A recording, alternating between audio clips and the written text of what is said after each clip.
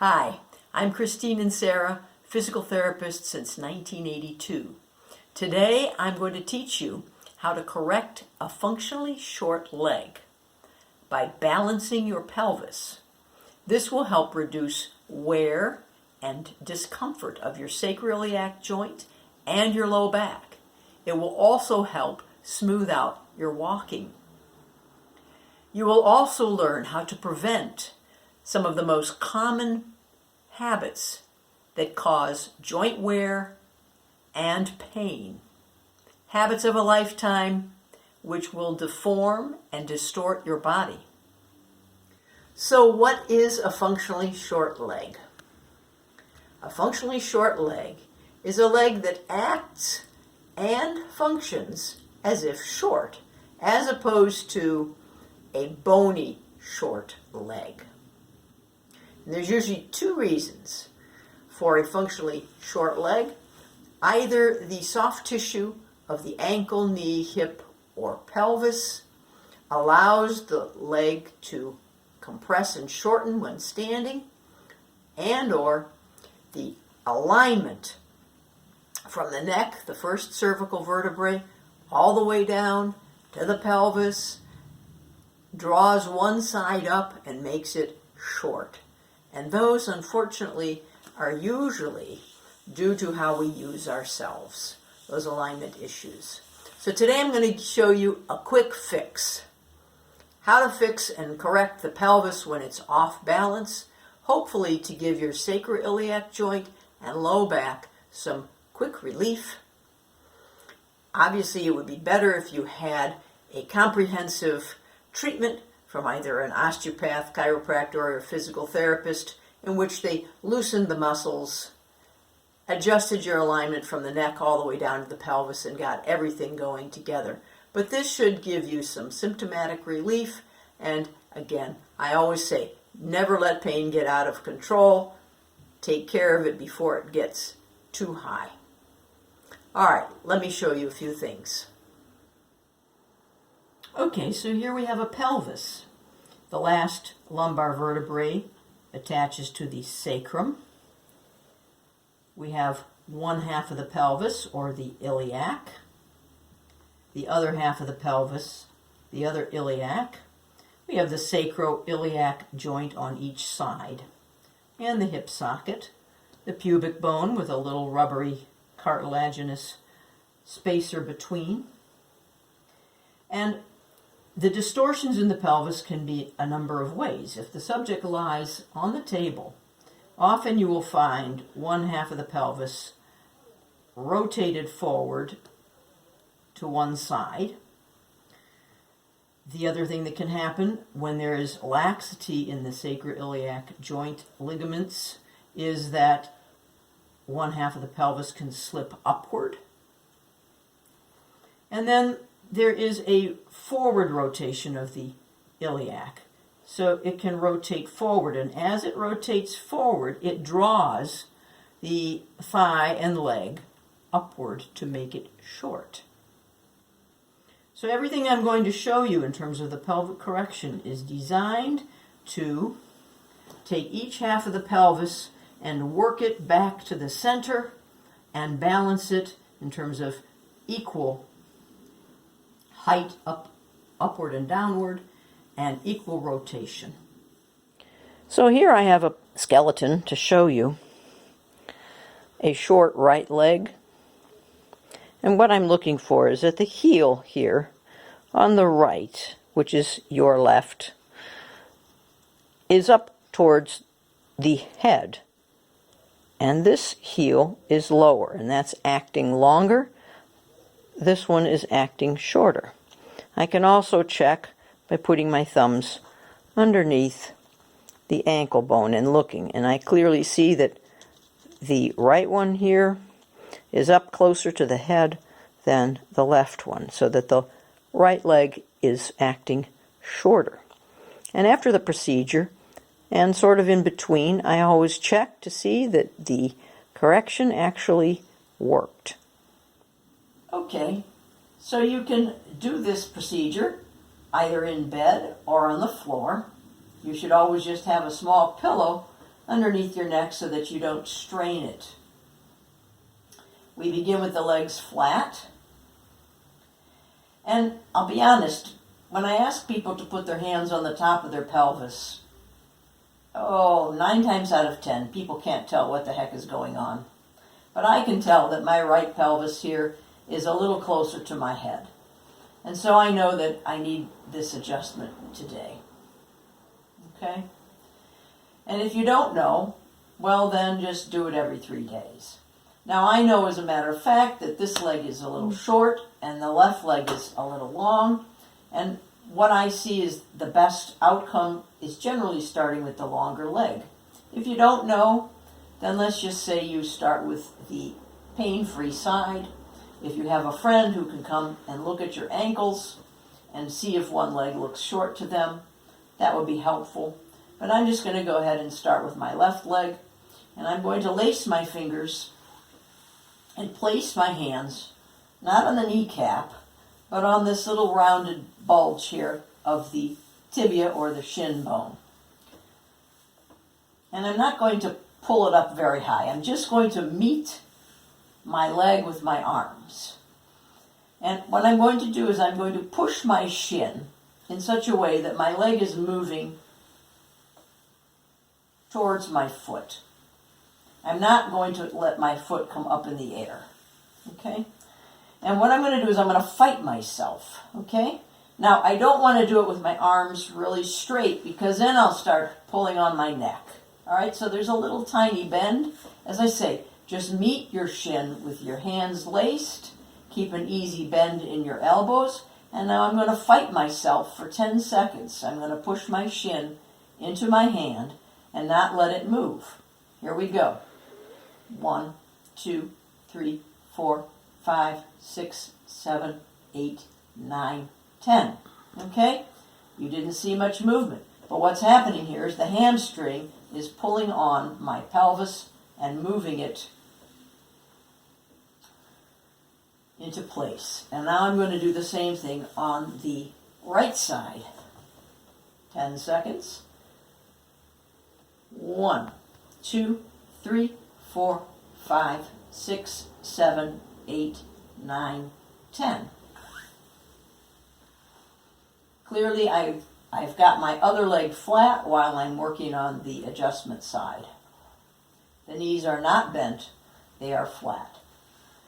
I repeat this procedure 3 times, alternating. So now I'm on round 2. 1, 2, 3, 4, 5, 6, 7, 8, 9, 10.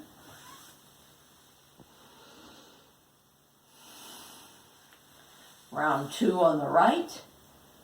1, 2, 3, 4, 5, 6, 7, 8, 9, 10. Round 3 and final round.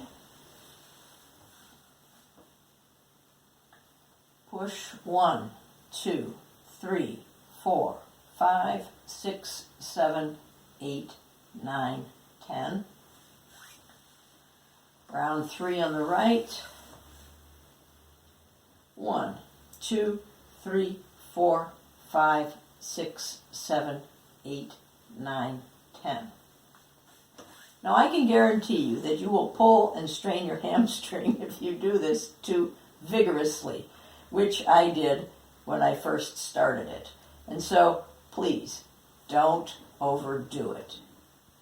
Now, when I'm finished, what I like to do is just sort of do a little quick slippity slidey motion with my legs and sort of let it settle in. So I'm just going to do a little thing like this.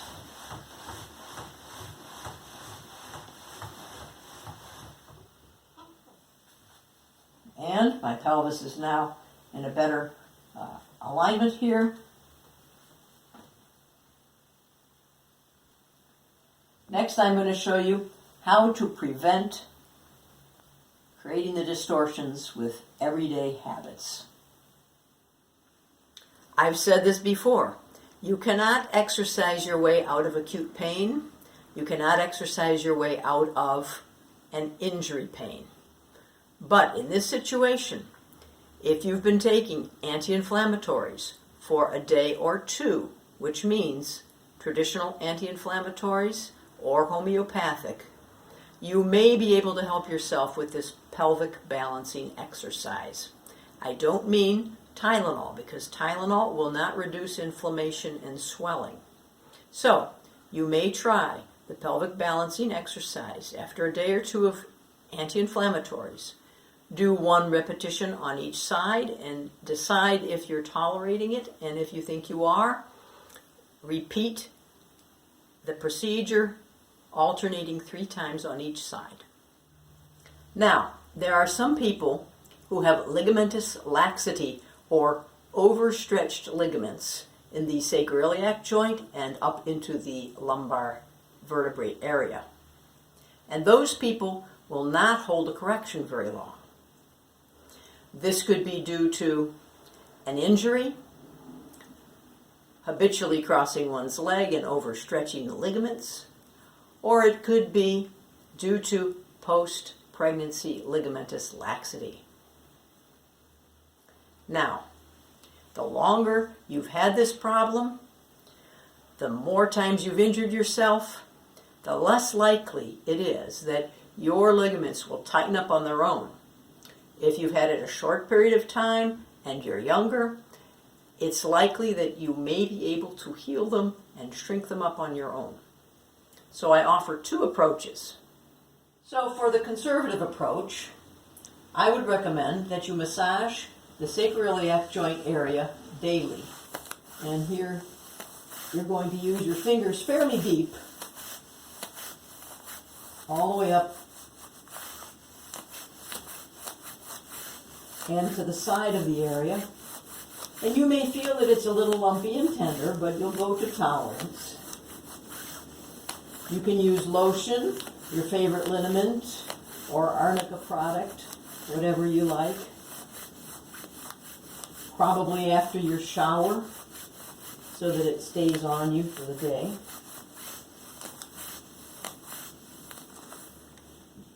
Then I would recommend that you use heat, perhaps in the morning and or at night.